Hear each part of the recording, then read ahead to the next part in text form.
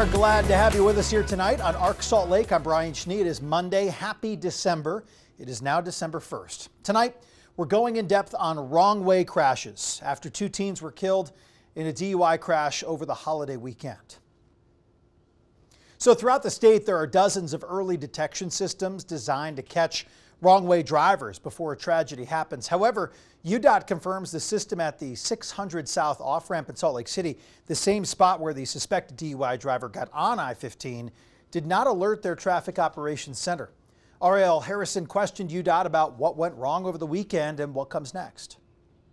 Photos from the wreckage show the devastating aftermath following Saturday's early morning deadly wrong-way crash near 1900 South in Salt Lake. 2 a.m., you don't expect the roads to be busy or dangerous. Yeah, I mean, at that time, obviously traffic's fairly light. Utah Highway Patrol Sergeant Mike Alexander says wrong-way driver crashes tend to happen overnight, and early detection plays a key role. The sooner we can get an alert to a wrong-way driver, the better, right? The quicker our troopers can get there and intercept that wrong-way driver. But for some reason, the early detection system at 600 South did not alert UDOT's Traffic Operations Center of the wrong-way driver. A system UDOT spokesman John Gleason says worked just 2 weeks prior. UHP successfully stopped that driver and cited them with impairment. But we're looking into why the Traffic Operations Center was not notified this time. With 27 of these detection systems installed across the state, Gleason says the new technology has helped stop more than 200 wrong-way drivers. And UHP says data shows fewer of these crashes this year compared to last. What do you attribute that to? Hopefully education. Saturday, after the teens were struck and killed, a UHP trooper stopped a second driver seen driving in the wrong direction from the same 600 South off-ramp. You look at the cases where people haven't been stopped or they don't turn around on their own, and it's just devastating. It's heartbreaking.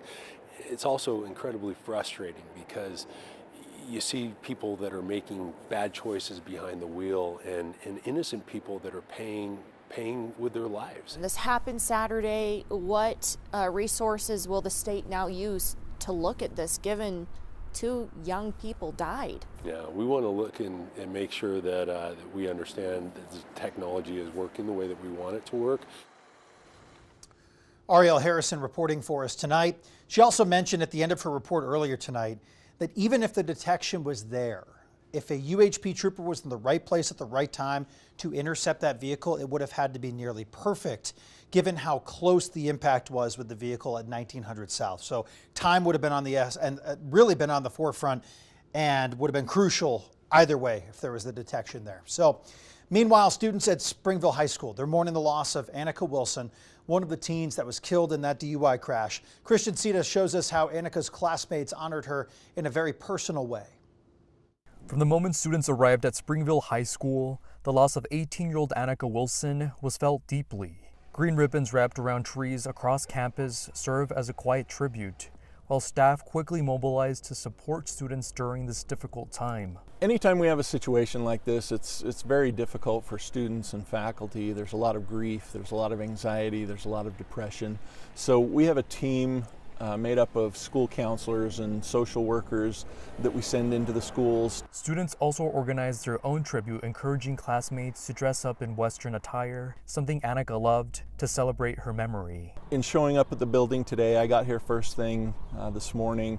I'll bet 75% or more of the students chose to dress up, and a lot of them are wearing their Western regalia to help celebrate her memory and honor her spirit.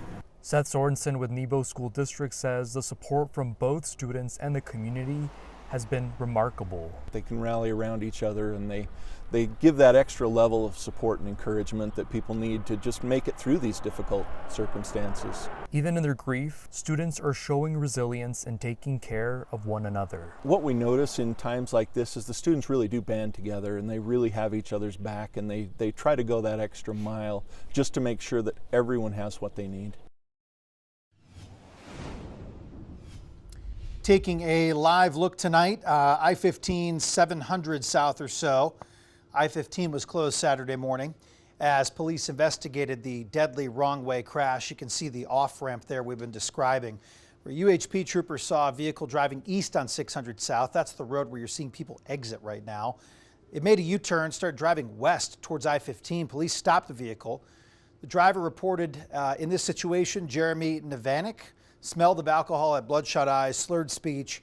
Navanik was arrested, facing several charges, including driving under the influence, driving on a suspended or revoked license.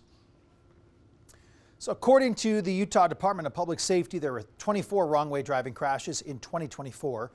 That's down from 33 in 2023. 5 people died during 2024 in wrong-way crashes, which was down from 6 the previous year. Meteorologist Sean Kelly here. Meteorologist also asking as the official hype man right now for the winter season, the hype for those of us that are ready.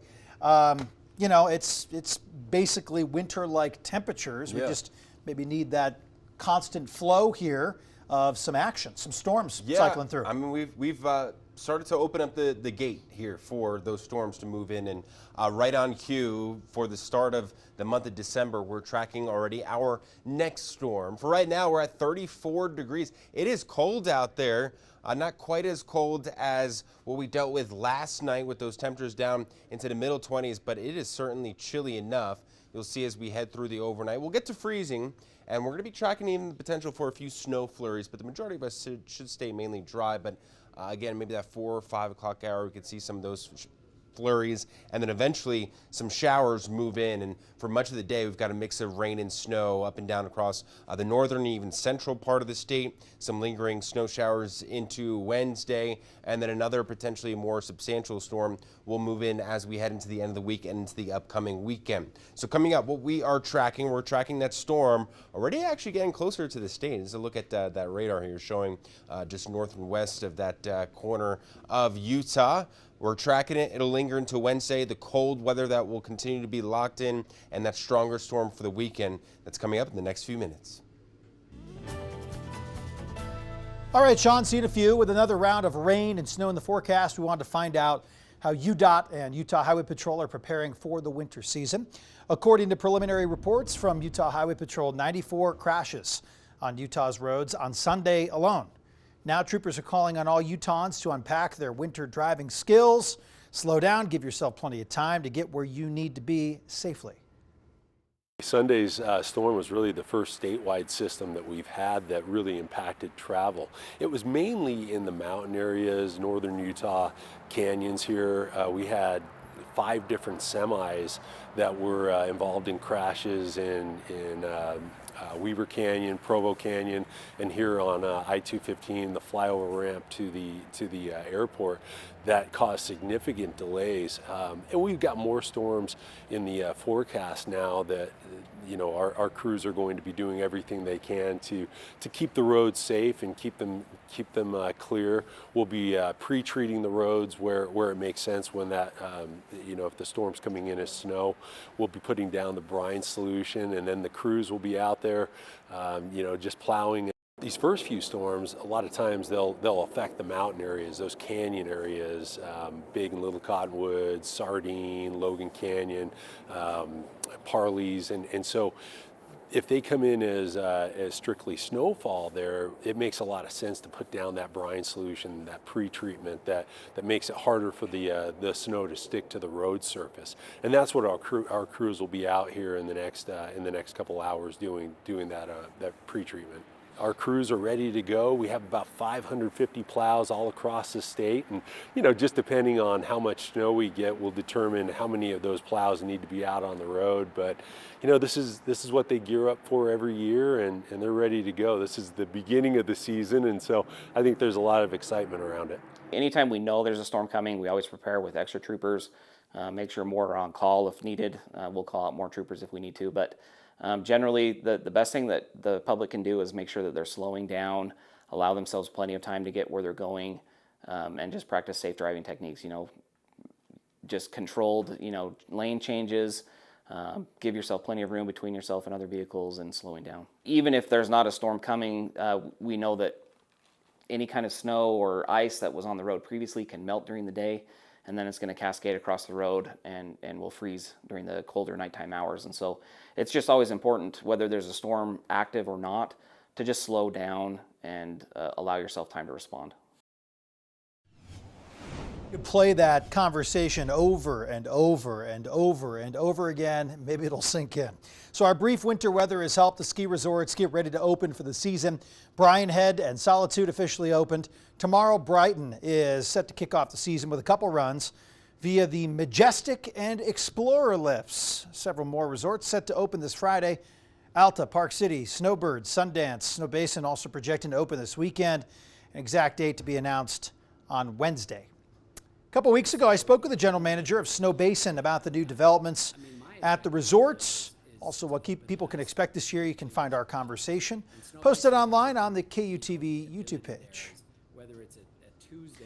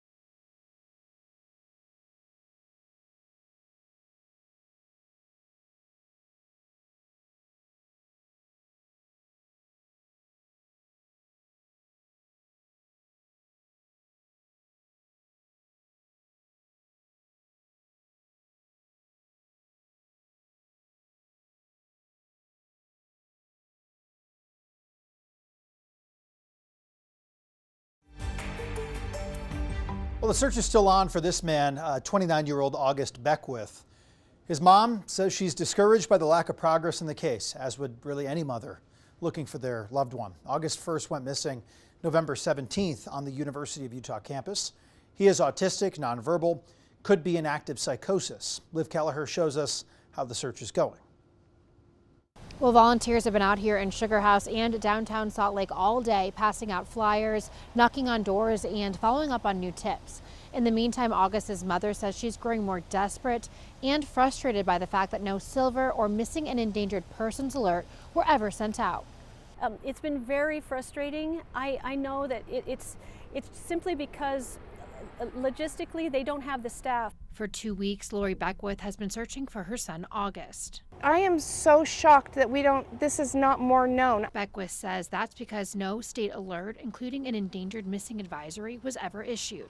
According to the Bureau of Criminal Investigations, an EMA applies to a person of any age. When circumstances are suspicious, the person is in danger due to health, mental disability, or weather, or they are a missing college student or autistic. BCI says local law enforcement must first make a missing persons report and then determine whether the case meets the criteria. Lori says August clearly does. He's in a very paranoid, very frightened state. I reached out to campus police to ask about the investigation they are leading, including why an alert has not been sent out statewide. Campus police said they had no new updates to provide and declined my request for an interview. Lori says August, who struggles to communicate and is off his medication, is now in real danger. He absolutely will be in a state of life or death if he isn't already right now. I have an autistic son too, and I would think that if something happened, then someone would come and assist me. In the meantime, volunteers like Rob and Maria have stepped in to help.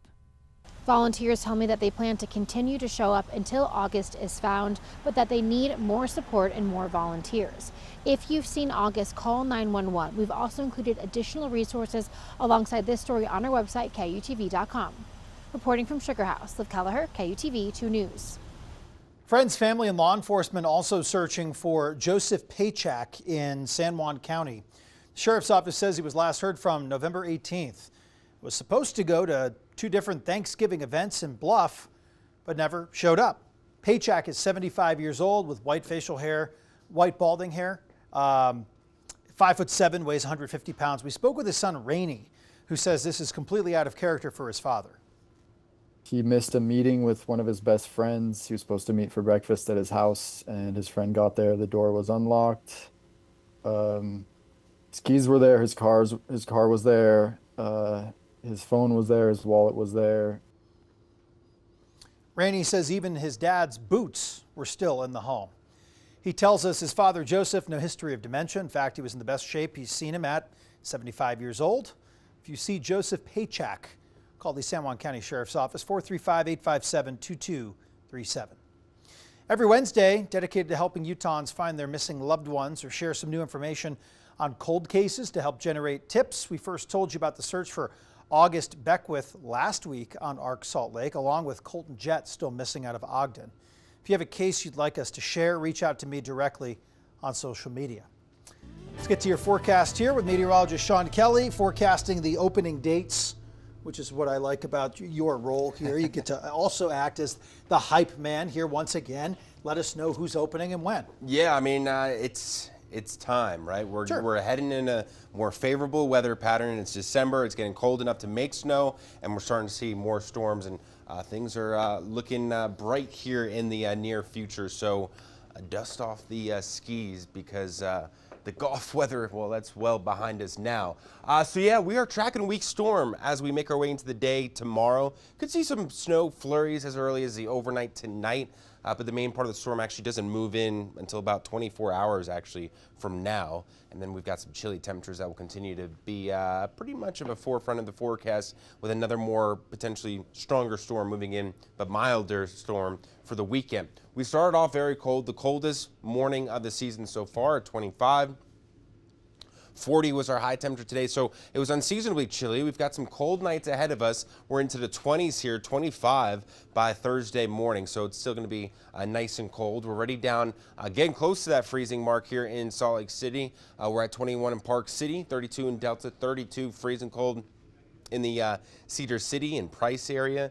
And yeah, we've got some snow showers just north and west of the state here. That's the beginning part of the storm. Already seeing some of those clouds starting to roll in, but it's not that much moisture here to be quite frank with you, as we're going to be dealing with just some very light showers as we make our way into the day tomorrow. So tomorrow morning, for the morning commute, we're good to go. We just have some of that light snow here developing just south of the Wasatch Front up into the mountains here. Then that moves down tomorrow lunchtime to the southern part of the state. A mix of rain and snow starts to develop further up towards the north. Tomorrow evening, again, a few snow showers, more so reducing visibility than in creating any road concerns. But late tomorrow night, after sunset, dinner time, we start to see some snow showers here. This is when we can maybe see some light accumulating snow tomorrow night as the main part of the storm moves in and some of those colder temperatures follow. So in terms of expected snowfall totals, a couple inches up into the mountains. Some of those valleys into the central part of the state may pick up an inch or two there. Cache Valley, Evanston area, maybe picking up a couple of inches, so watch out for that. Generally, though, a cold night ahead. We're down into the teens and 20s for much of the state, 40s for highs, mix of rain and snow on and off, more off than on, really, to be honest, as we deal with temperatures here in the St. George area that are actually pretty nice. You're unbothered by this storm here. You're into the 50s with a nice warming trend as we head into the weekend, and then across the Wasatch Front, we're dealing with temperatures here that get colder beyond this storm from Wednesday into Thursday, and then another storm, a little bit more milder, moves in as we head into the weekend. Yeah, sorry, I just slid right over here because I watched the Giants kicker situation. For those of you watching Monday Night Football, you'll understand. Thank you, Sean. Obviously, we're waiting to see if those temperatures drop a little bit so we can keep this pattern kind of going here. Yeah, and I think the weekend storm will see more significant snow for the mountains. This one, just a couple inches here and there, but it's looking more promising, I would say, here in the days ahead. All right, we'll wait and see how everything shapes up. We'll be right back.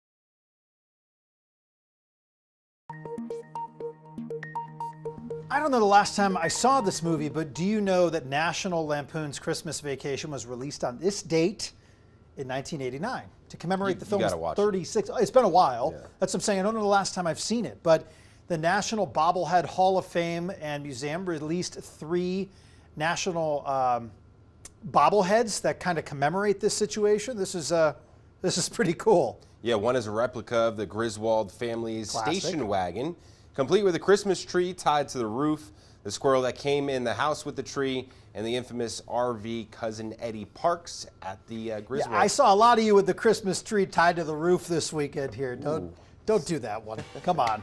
We'll be back tomorrow night. See ya. Take care.